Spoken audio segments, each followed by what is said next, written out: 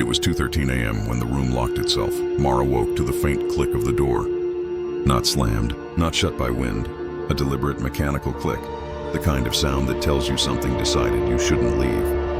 For a few seconds, she lay still, half asleep, half afraid, listening to the hum of her ceiling fan and the faint whisper of rain outside. Her phone screen glowed faintly on the nightstand. 1:13 a.m., 2:13 a.m. She frowned. The time had skipped forward. Then she noticed the light under the door, a thin, trembling line of cold blue light seeping into her dark room. Not the hallway bulb, not moonlight, something else. When she tried the handle, it didn't move. The lock didn't even rattle. It was as if it had fused into the wood. Mara, the voice came from behind her. She froze, slowly turning. She saw nothing but the mirror across the room, and in it, a reflection that wasn't hers. A woman stood behind her reflection, hair soaked, face pale, lips barely moving. "Don't open it," the woman whispered. But the door had already begun to open. Earlier that evening, Mara had checked into room 309 of the Halbert Hotel, an old seaside inn on the edge of town. A last-minute business trip. She'd arrived late, the desk clerk half asleep, mumbling about the generator acting strange since the storm 2 nights ago. The hallways smelled of mildew and dust. Each door had an antique brass keyhole carved decades ago, before digital locks existed. Inside her room, plain, silent, dim, she noticed something peculiar. The door had no keyhole on her side. She almost laughed. "Guess they don't want guests locking themselves in," she murmured. Still, something about the stillness felt wrong. The air was heavy, thick. The wallpaper had faded silhouettes, as if furniture had been rearranged many times, or something had been dragged across the walls. When she called reception to ask for a heater, the line was dead. No tone, no static. Just a faint whispering noise, like someone breathing on the other end. "Hello?" she asked. A faint voice responded, muffled and slow. "You shouldn't be there." She hung up. By midnight, rain had turned to thunder. She tried sleeping, but kept waking to odd creaks. Furniture shifting on its own, floorboards sighing like footsteps. She convinced herself it was the storm. At 2 a.m., the door locked itself, and when she looked in the mirror, the reflection moved a half-second slower than she did. Mara whispered, trembling, "This isn't happening." Then, a knock. 3 slow, deliberate knocks. She backed away. "Who's there?" No answer. Then the doorknob twisted from the outside, just once, and stopped. She wanted to scream, but the silence that followed was worse than sound. A whisper crawled through the air vents. "She's still in there." By morning, the lock was gone. Not unlocked, gone. Smooth wood where the handle should be. Her phone had no signal. The window, sealed shut, overlooked only gray ocean and fog. Mara pounded the door until her hands ached. The echo was hollow, distant, as if the corridor no longer existed. She began hearing footsteps above her. But the hotel had no 4th floor. The mirror became her only company. Every few hours, she'd catch the reflection blinking a moment too late, lips moving without sound. Sometimes it smiled when she didn't. On the second day, food appeared on the desk, toast and coffee, exactly what she'd ordered the night before she arrived. She hadn't told anyone what she liked when she whispered, "Who are you?" The mirror woman wrote words on the glass with fog-frosted fingertips. "You checked in. Now check out," Mara snapped. She shouted into the room, "This isn't real." "I'm dreaming." A laugh echoed, low, guttural, wet. The lights flickered. The wallpaper shifted again, faint outlines becoming clearer. People. Imprints of people pressed into the wall like shadows burned there. Each night, more whispers joined. She came back. She thought the door would open. Now she belongs here. Mara's mind cracked slowly. She wrote messages on the walls with lipstick, trying to mark time, day 1, day 2, day 3. But each time she slept, the writing disappeared. She found an old journal in the drawer, belonging to a woman named Helen Ward, last dated 1972. The door locked itself again. The others are gone. The mirror woman says I'm next. Beneath the entry, faint brown stains formed the outline of a handprint. Mara decided to break the mirror. She lifted a chair and smashed it, glass exploding across the room. The reflection shattered into hundreds of faces, all screaming silently. Then the door unlocked. Without thinking, She ran. The hallway stretched unnaturally long, lights flickering, floor slick as if freshly washed.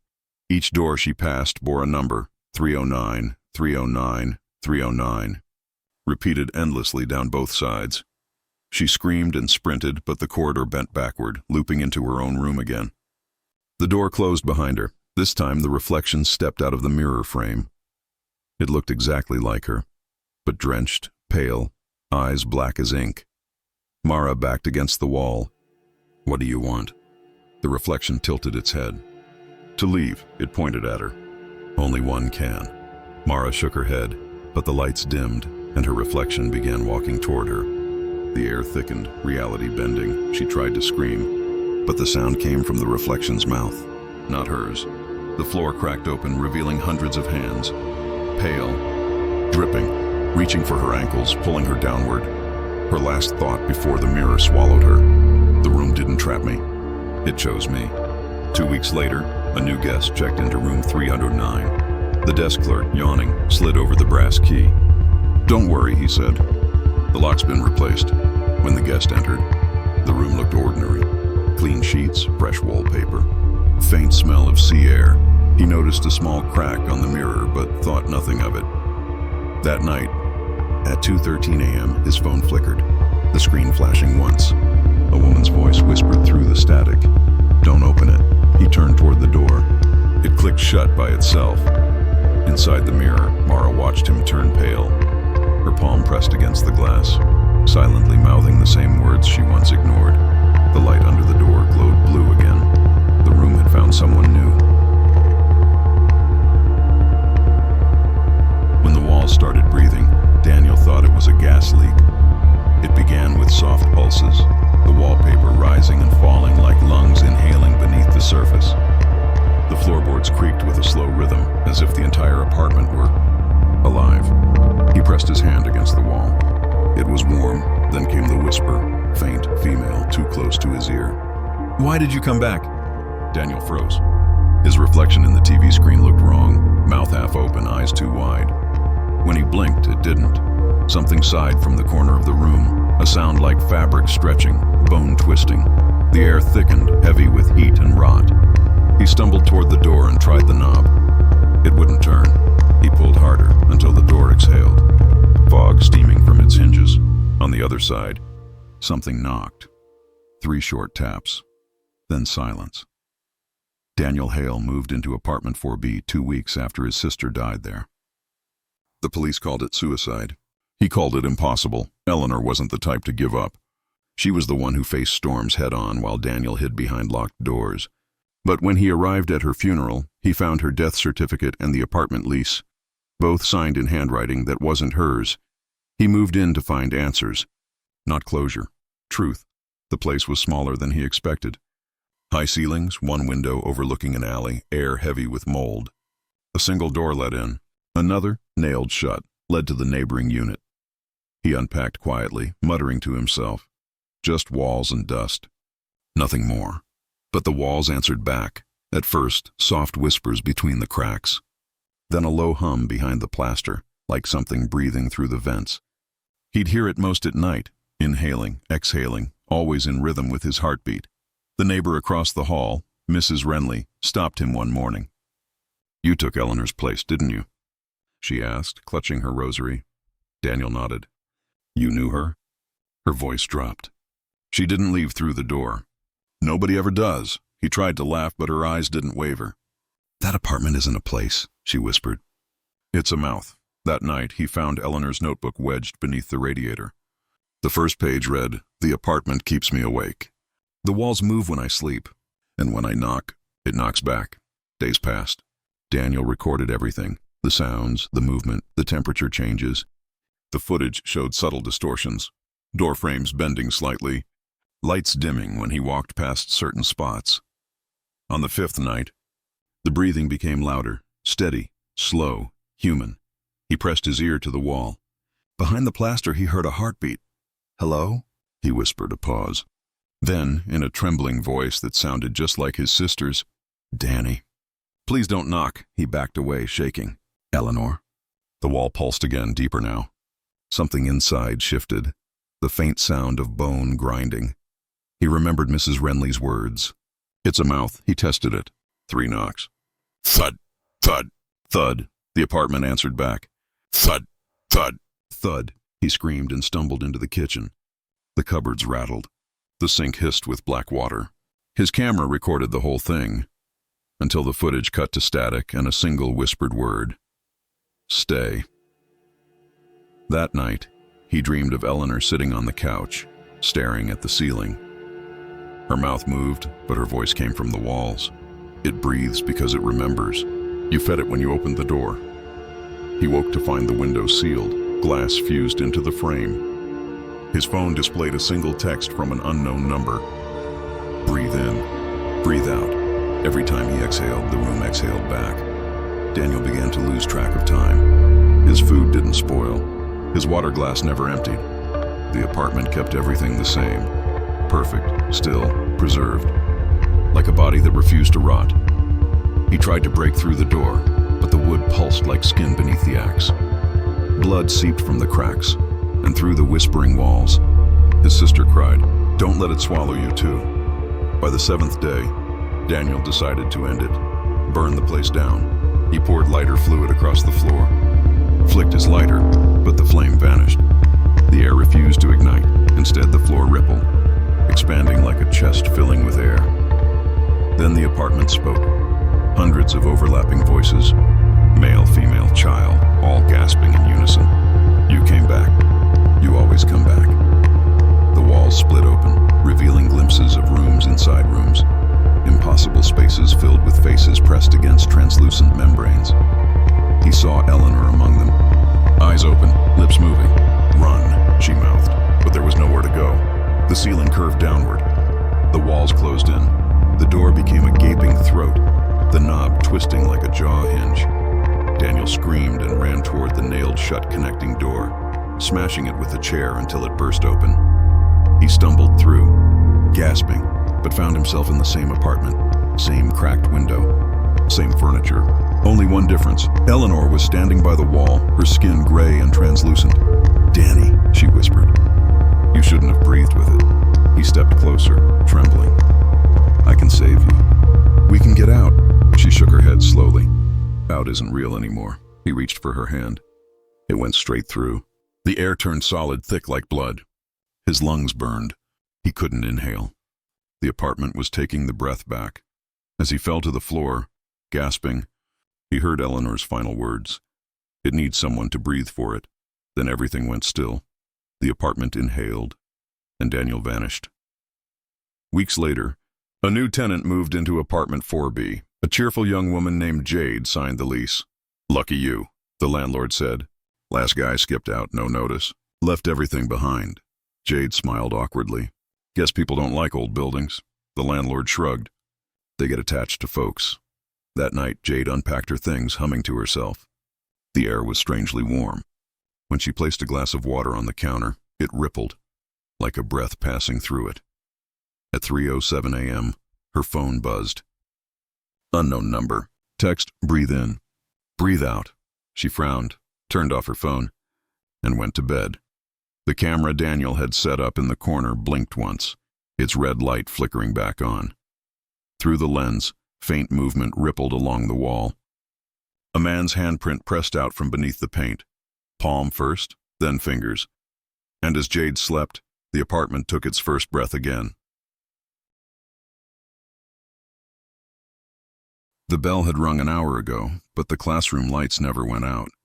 When Laura Turner returned to fetch her forgotten notebook, she expected silence, maybe the echo of rain against the windows. Instead, she found every desk perfectly aligned, every chair turned toward the blackboard, and written across that board, in chalk that hadn't been there before, were 3 words. "Don't look back." Her own handwriting. The air felt thick, like the room had been holding its breath too long. She turned toward the door. It had quietly shut itself. The lock clicked. She reached for the light switch, but the bulbs dimmed instead, humming faintly. A whisper came from the back row. "Miss Turner?" Her pulse spiked. No one should have been there. When she turned, she saw 30 faces staring back at her. Students frozen mid-sit, eyes wide, unmoving. She blinked, and they were gone. But the chalk began to move on its own, scratching out new words across the board. Class isn't dismissed. Laura had taught at St. Agnes Secondary for 7 years. The school was old, windows fogged from age, hallways lined with plaques of smiling graduates from decades past. She loved her job, but lately things felt off. Doors that locked themselves, PA speakers crackling at midnight, desks rearranged when she returned in the morning. When she reported it to the janitor, he only said, "Room 12's been like that since the fire." She frowned. "Fire?" He nodded. "Back in '86, whole class gone. Never rebuilt the wing, just sealed it up and renumbered everything. Room 12 became 213. Her classroom that night, Laura stayed late grading essays. Rain drummed against the windows. The clock read 8:47 p.m. She heard faint footsteps in the corridor, rhythmic, slow, measured. "Mr. Harris?" She called out. No reply. Then she saw movement at the far window, a faint reflection of a student raising their hand. When she turned around, the room was empty. She shook her head. Too much caffeine. But the lights flickered, once, twice, then steadied. Her papers were no longer on the desk. Every essay lay perfectly stacked on the floor, spelling a message letter by letter. "Stay." Her breath fogged. The temperature dropped sharply, and for the first time she realized she couldn't hear the rain anymore. By 9:15, the door refused to open. The handle turned freely, but the frame wouldn't budge, as if sealed by invisible force. Okay, she muttered, trying to stay calm. The clock ticked louder, every second echoing like a heartbeat. Then from the back of the room came a faint scratching sound, like pencils moving. She turned slowly. All 30 desks now had open notebooks, their pages flipping on their own. Lines of writing formed in real time, ink bleeding into the paper. "We didn't finish the lesson. You have to stay until it's over. Don't turn around." Laura stumbled back. "Who's doing this?" From the shadows near the chalkboard, a small voice answered, young, uncertain. "We just want to understand." Her throat went dry. "Understand what?" The voice trembled. "Why we burned." The air filled with the smell of smoke, faint, distant, impossible. Suddenly the classroom flickered, one frame of reality replaced by another. For a heartbeat, she saw charred walls, melted desks, and blackened faces frozen mid-scream. Then, gone. The lights were normal again. She backed toward the door, whispering, "This isn't real." "This isn't Miss Turner?" The voice came again. She turned, and one of the desks was occupied. A small boy, maybe 12, sat there, pencil in hand. His clothes were scorched at the edges. He smiled faintly. "We're still waiting for attendance." Laura's lips trembled. "You're dead." The boy tilted his head. "So are you soon." She ran to the door, pounding it. "Let me out. Somebody." The hallway beyond shimmered, like heat over asphalt, and vanished. There was only darkness outside the glass panel now. Then came the sound of a match striking. Flames burst from the corners of the room. Slow, creeping tongues of orange licking along the floor, not burning anything, just moving, circling her. Laura coughed, covering her mouth. "Stop, please." The boy stood now, eyes black, expression blank. "You're the teacher," he said. "You start the roll call." She shook her head, tears streaming. "You're not real." The other desks filled one by one. Ashen students appeared silently, all staring at her. Their eyes flickered like candlelight. "Say our names," they whispered. She stumbled back. "I don't know your names." The boy smiled. "Then you never dismissed us." The fire spread across the chalkboard, words appearing in the smoke. Class is still in session. The walls began to pulse, heat warping the air. Laura screamed, throwing a chair at the window, but it didn't break. The glass turned black, reflecting her face. Then another face behind her. It was herself, burned, eyes hollow, skin charred. Her reflection whispered, "You shouldn't have stayed late." The clock struck 9:47, exactly 1 hour since she'd found the first message, and everything stopped. No flame, no sound, just stillness. She turned, and every student now faced her desk, waiting. The boy held out her notebook. "Finish the lesson," he said. When she looked down, her own handwriting filled the page. Room 203, attendance complete. All present, teacher included. Then darkness swept over her like smoke taking its final breath. Morning. The janitor unlocked room 213. Everything looked normal. Desks aligned. Papers stacked neatly. No sign of anyone staying late. But on the board, written in pale white chalk, was a new note. Homework due Monday. He sighed. Guess Miss Turner came in early. He didn't notice that the classroom clock had stopped at 9:47. That evening, the principal called her phone. No answer. She wasn't at home. Her car still in the parking lot. They searched the school, every floor, every room. When they finally opened the window of room 213, they found a faint outline of a hand burned into the inside of the glass, and a small child's voice whispering through the intercom.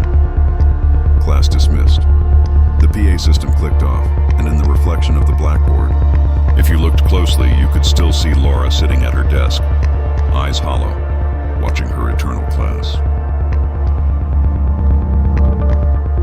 The bodies started counting. At first, it was just a whisper beneath the hum of the freezer vents, faint, rhythmic, like a breath forming numbers. 10, 9. Dr. Eliza Crane froze mid-step, her penlight trembling in her hand. The slab before her, drawer 7, rattled once, then again. She swallowed hard. The drawer's tag read unknown male, burn victim. She'd zipped it herself, checked the vitals, logged the death, twice. Now the air around the drawer felt warmer. The metal handle glistened with condensation. 8. Her radio crackled. Dr. Crane? The night guard's voice echoed through static. Are you alone down there? Before she could respond, every drawer in the room shuddered open half an inch, all at once. Then silence. Her reflection in the steel counter didn't move when she did. Dr. Eliza Crane had worked the night shift at Hollowbrook County Morgue for 3 years. It was the kind of job nobody wanted. Cold, lonely, precise. She preferred it that way. After her husband's death, silence was safer than conversation. The morgue was predictable. Dead things didn't lie. They didn't talk back, until that night. It started small. Labels missing from drawers she'd just tagged.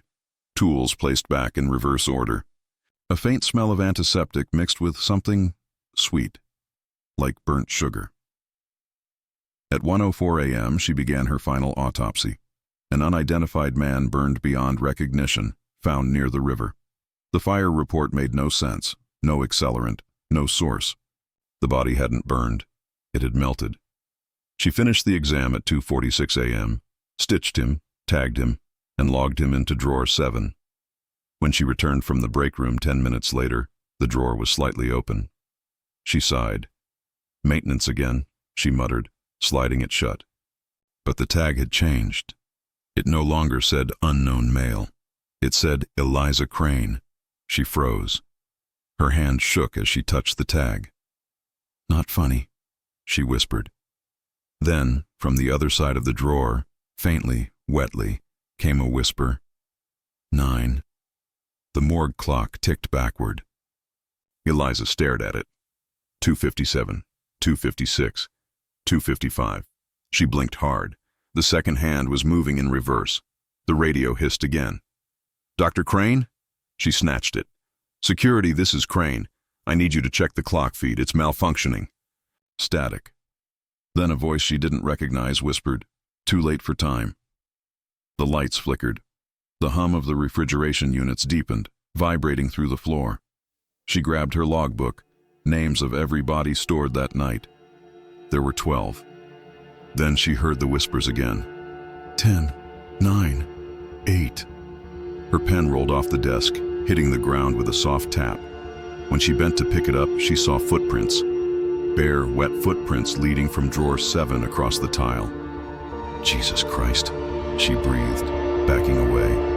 The air grew warmer, a humid, suffocating warmth that didn't belong in a room kept at 2 degrees C.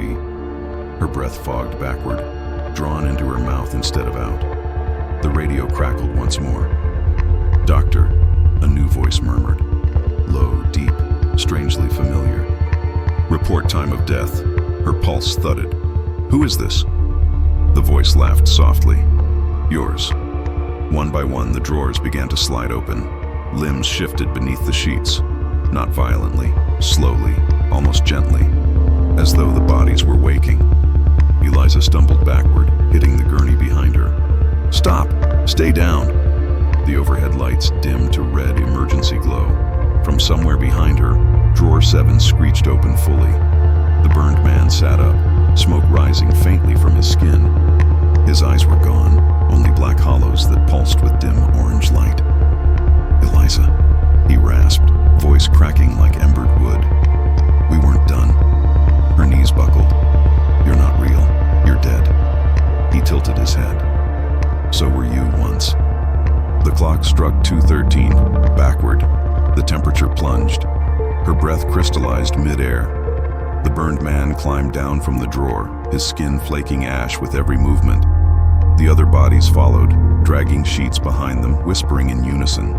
7, 6, 5. Eliza staggered back against the steel counter.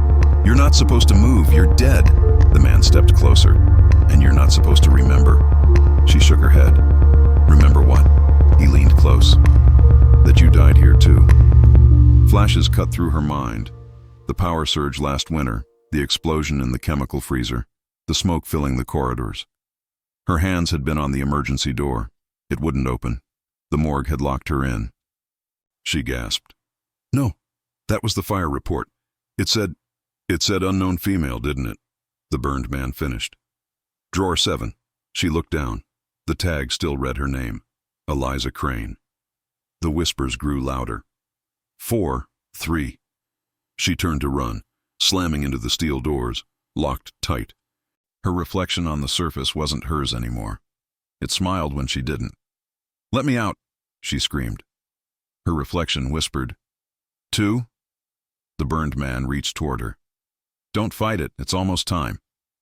She swung a scalpel wildly, slicing through smoke, through nothing.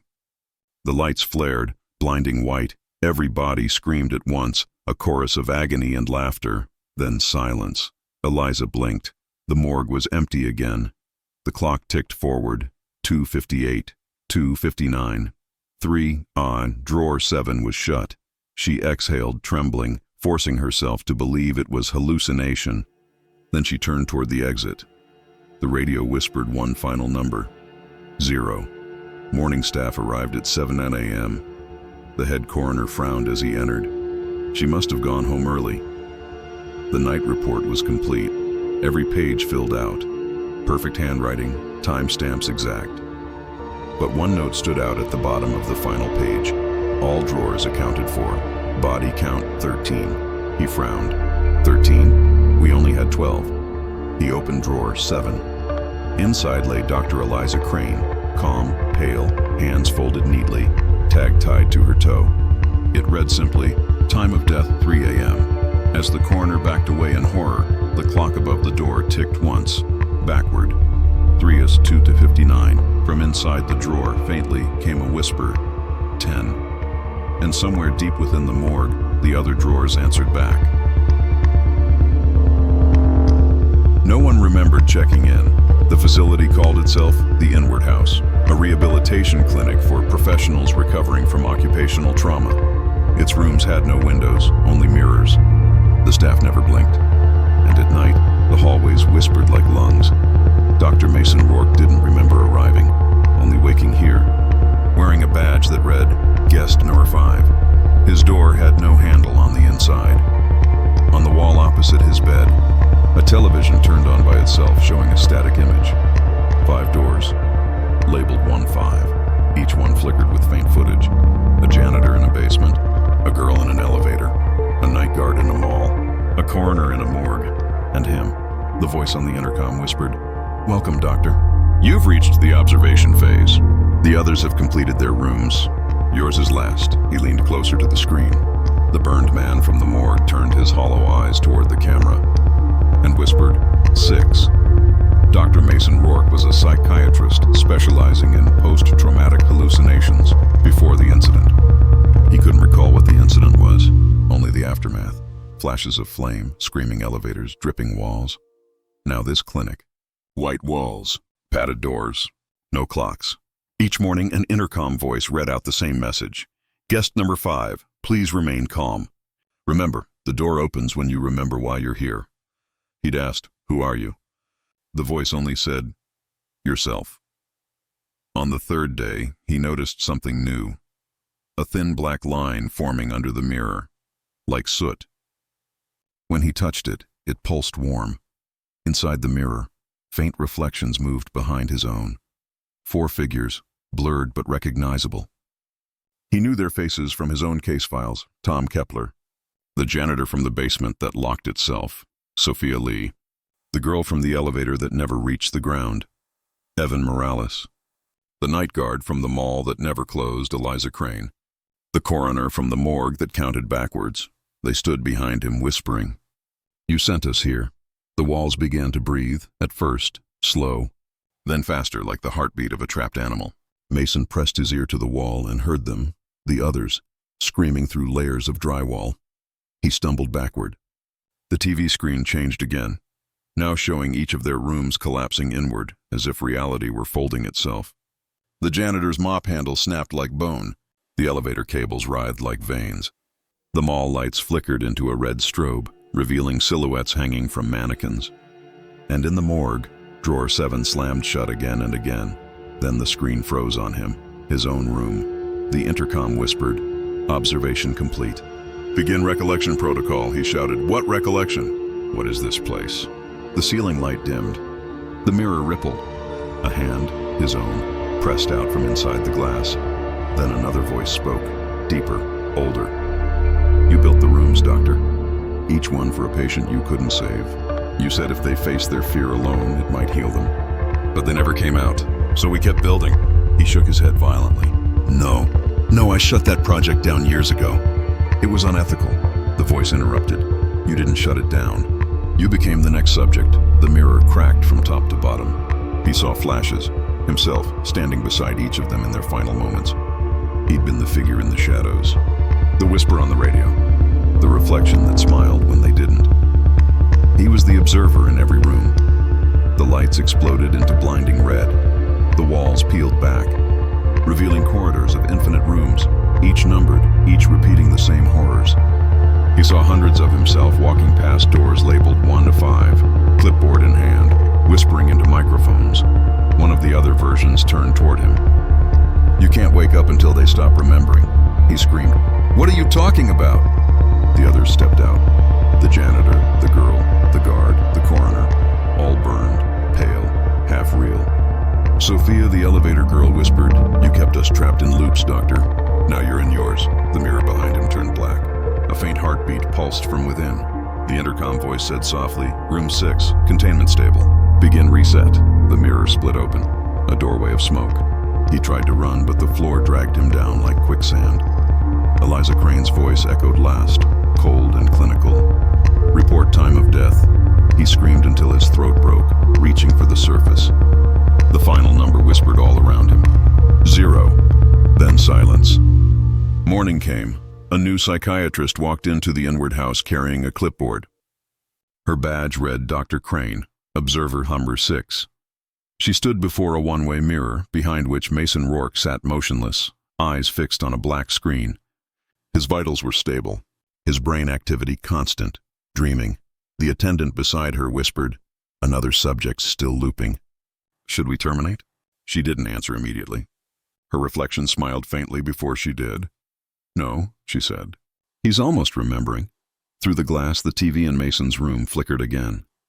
5 doors, each one opening slowly. The sound came, faint, rhythmic, inevitable. 10, 9, 8. The attendant frowned. "Is it counting down again?" Eliza turned toward the mirror. Her voice was calm. "No," she said. "It's counting up this time." The numbers rose, whispering through every hallway, every room, every locked door in the facility. 1, 2, 3. Then the lights went out.